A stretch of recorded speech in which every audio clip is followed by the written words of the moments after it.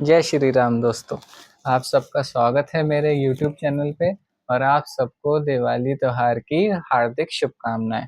दिवाली का त्योहार आने वाला है और इससे रिलेटेड आज की वीडियो में मैं डिस्कस करना चाहता हूँ। इससे रिलेटेड जो स्टोरीज हैं और इन कौन कौन से त्योहार आते हैं इनके बारे में मैं आपको बताना चाहता हूँ। तो कहा यह जाता है कि जब भगवान श्री राम रावण वध के बाद अयोध्या आए थे तो उस दिन दिवाली बनाई गई थी। लेकिन रामायण में जो लिखा गया है वो ये है कि जिस दिन रावण वध हुआ था उसके सेम डे ही भगवान श्री राम अयोध्या आ गए थे पुष्पक विमान से। ठीक है। तो इसके रिलेटेड क्या क्या स्टोरीज हैं वो मैं आपको बता देता हूँ। तो इसकी स्टोरी, दिवाली की स्टोरी है समुद्र मंथन कथा से जुड़ी हुई है। समुद्र मंथन की कथा जो है वो विष्णु पुराण, भागवत पुराण और महाभारत में भी मिल सकती है, मिल जाएगी।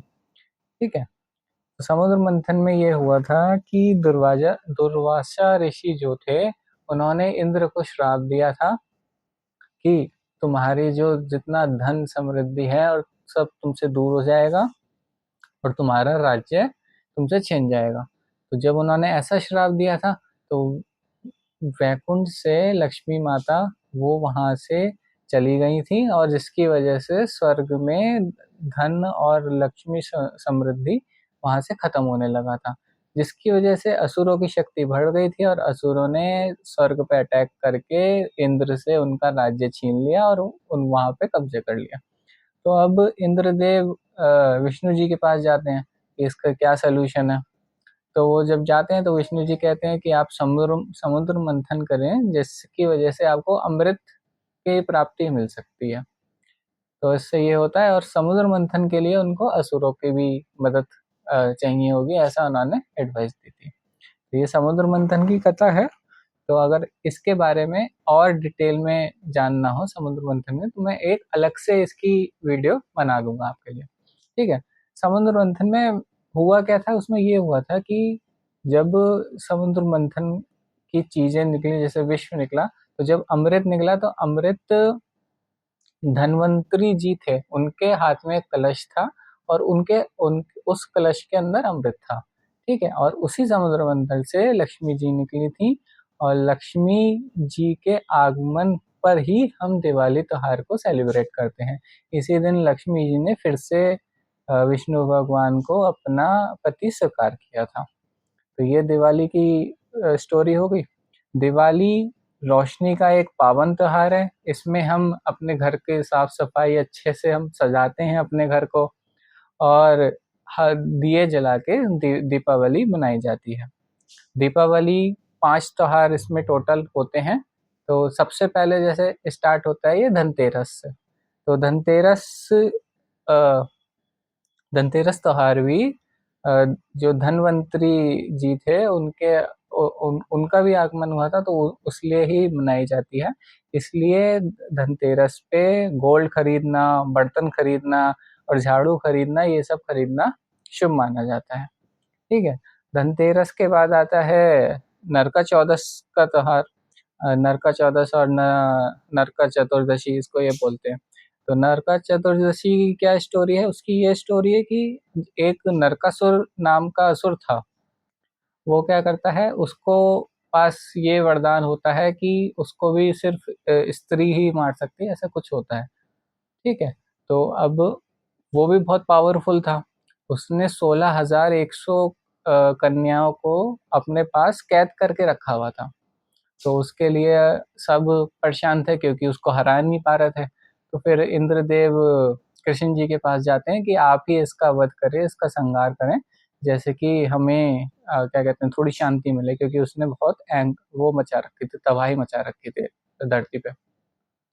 फिर कृष्ण जी अ, उसके संहार के लिए, युद्ध के लिए जाते हैं वहां पे। उससे वो युद्ध करते हैं और वो अपने वाइफ वाइफ को भी साथ में ले जाते हैं, सत्यभामा। और सत्यभामा की सहायता से ही वो उसका वध करते हैं, नरकासुर को। ठीक है। और नरकासुर ने जो 16,100 कन्याओं को कैद कर रखा था उनको कृष्ण जी रानी का ही सम्मान देते हैं और सबसे ही वो विवाह कर लेते हैं। तो इसी दिन हम नरका चतुर्दशी मनाते हैं, क्योंकि नरका असुर का वध हुआ था। फिर नरका चतुर्दशी के बाद आता है दिवाली का त्योहार। दिवाली के त्योहार पे हम माता लक्ष्मी, माता सरस्वती, गणेश भगवान और कुबेर जी की पूजा करते हैं। माता लक्ष्मी धन, समृद्धि और उत्सव इन सबको रिप्रेजेंट करती हैं। सरस्वती माता हमारे नॉलेज को रिप्रेजेंट करती हैं। गणेश जी की इसलिए पूजा है जैसे विनायक हरता, वो विघ्न हरता है, वो जो भी हमारे पास प्रॉब्लम्स होती हैं सबको दूर कर देते हैं। और कुबेर जी वो धन के एक तरह से राजा होते हैं, तो जैसे सोने की लंका थी, तो इसलिए हम कुबेर जी की पूजा करते हैं। दिवाली के बाद फिर अगले अगले दिन आ जाता है गोवर्धन पूजा का त्योहार। गोवर्धन पूजा की वही स्टोरी है कि जब भगवान श्री कृष्ण ने अपनी सबसे छोटी उंगली पे गोवर्धन पर्वत को पूरा उठा लिया था, तो उसी दिन को हम उसी पार्ट को हम याद करते हैं उस दिन।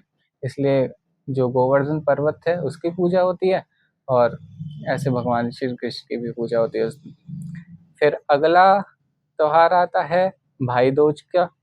भाई दूज की ये स्टोरी है कि यम और यमुना भाई बहन है। यम यानी यमराज, यमराज जी जो है, ठीक है। यमराज जी अपने कार्यों में व्यस्त रहते थे, इस वजह से वो यमुना के पास मिलने नहीं जा पाते थे, अपनी बहन के पास मिलने नहीं जा पाते थे। तो यमुना ने कहा कि नहीं, अब आपको आना पड़ेगा मेरे घर पे खाना खाना खाने के लिए, ठीक है। तो यमराज अपने काम से थोड़ा टाइम निकाल के यमुना जी से मिलने जाते हैं, और वहां पे फिर वो यमुना जी बड़ी खुश होती हैं कि ठीक है आप आए, और उनका तिलक विलक करती हैं। तो इस वजह से इसी चीज से हम भाई दूज का त्योहार मनाते हैं। और जो भी भाई हैं वो अपने बहनों के घर जाएं या तिलक कराएं वहां पे, जिसकी वजह से उनको यम के भय से मुक्ति मिल सकती है। तो ये है भाई दूज पूजा। और भाई दूज पूजा के दिन चित्रगुप्त महाराज पूजा और होती है। चित्रगुप्त महाराज कौन थे? चित्रगुप्त जी महाराज यमदेव के सहायक थे। उनका काम मनुष्य का जो अच्छे बुरे कर्म है उनका लेखा जोखा रखना उनका काम है। वो एक तरह से देवताओं के लेखपाल हैं, ठीक है। और चित्रगुप्त जी महाराज के डायरेक्ट डिसेंडेंट, जो डायरेक्ट वंशज हैं, वो कायस्थ समाज है पूरा। तो इसमें कायस्थ समाज तो जनरली पूजा करता ही है उनका, चित्रगुप्त जी महाराज का। तो उनका क्या क्या काम है, और उनकी उनकी पूजा क्यों है, इसलिए क्योंकि जब यमराज गए थे यमुना से मिलने, तो उसी दिन उस टाइम के लिए चित्रगुप्त जी महाराज को एक तरह से छुट्टी मिली थी। तो इस वजह से चित्रगुप्त जी महाराज की भी उसमें पूजा होती है, ठीक है। तो ये 5 त्योहार इस तरह दिवाली के टाइम पे आते हैं, और मतलब 5 त्योहार होते हैं। और आज की वीडियो में मुझे यही बताना था। आपको अगर मेरी वीडियो अच्छी लगी हो तो आप प्लीज़ लाइक करें, शेयर करें, और कुछ भी अगर कुछ कमी लगी हो तो आप प्लीज़ कमेंट करें। और एस्ट्रोलॉजी से रिगार्डिंग कुछ भी जानना हो तो आप मुझे कांटेक्ट कर सकते हैं। और आप सभी को दिवाली की हार्दिक शुभकामनाएं। जय माता दी।